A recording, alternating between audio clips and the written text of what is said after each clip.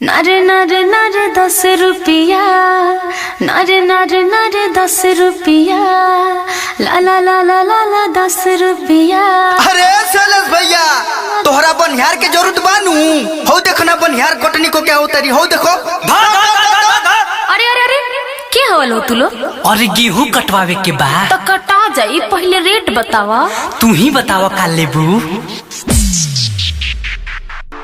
हम बानी सुकवारी जी, ऊपर से कुमारी जी, मनावन करब रहुआ के तनो न होएम तैयारी जी। लागत घम चम जोरी हसुआ के धरी देम रेट का बताई जी। अरे त जेतना रुपिया कहबू तोहके तना रुपिया देम। आ सुना काम वाली कटा जाई। अरे कैसे कथा हो? 2 रुपिया हो 2 रुपिया, 2 रुपिया हो 2 रुपिया।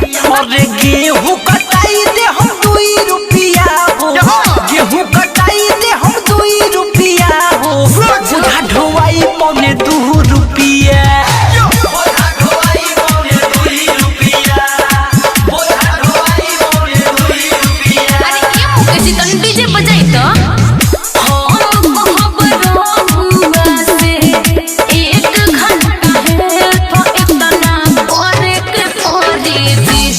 इतना करे के परे दी तदाना लोकी लोकी बोलबा में धरे के परे दी तदाना लोकी लोकी बोलबा में धरे के परे दी। अटिया बांध अटिया देले बानी थरे सो रखेते बोलाने जे 1000 2000 के घंटा ली कसम के बोलाने जे। अरे खुशम की सिस्टम हिल जाई, दाना भले है गोलरी में मिल जाई। अरे खुशम के सिस्टम हिल जाई, दाना भले है गोलरी में मिल जाई। बादी में हम नहीं गई चम आ गोलरी न पैचम जे सब में फेटाई जे। बुझली? अरे कहबू तो बादी में हम देहब कुछ भे का देबो हो? बाकी करी हो न ले। देखो हमके ढेर पोल्हावा मत।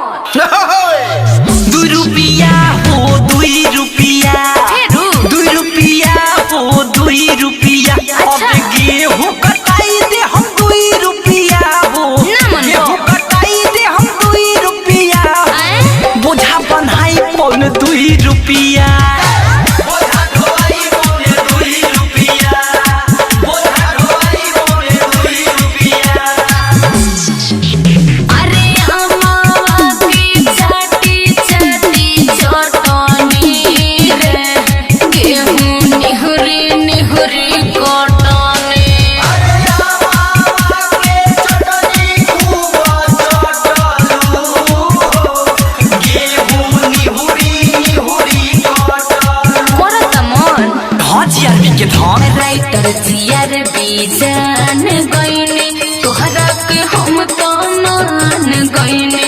शैलेश प्रेमी नीतीश मुकेश के परभा अब पहचान गईले। मुजफ्फरपुर जिला के जमींदार हई हो, बुझा नहीं अतनो भिखार हई हो। अच्छा मुजफ्फरपुर जिला के जमींदार हई हो, बुझा नहीं अतनो भिखार हई हो।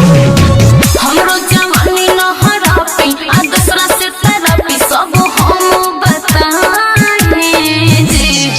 अरे जुगो जुगो जिया बाची अल्लाह खोबरी हईल कटहनी के फी। अरे ए जमींदार जी असही खूब खिलत रही, हमरो से मिलत रही। का बोललू?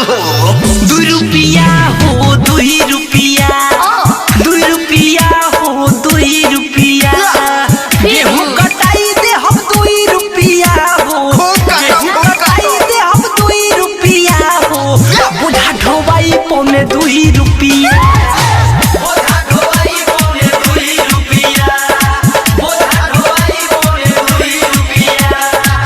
2 रुपया से अधिका नहीं मिलेगा, बुझे।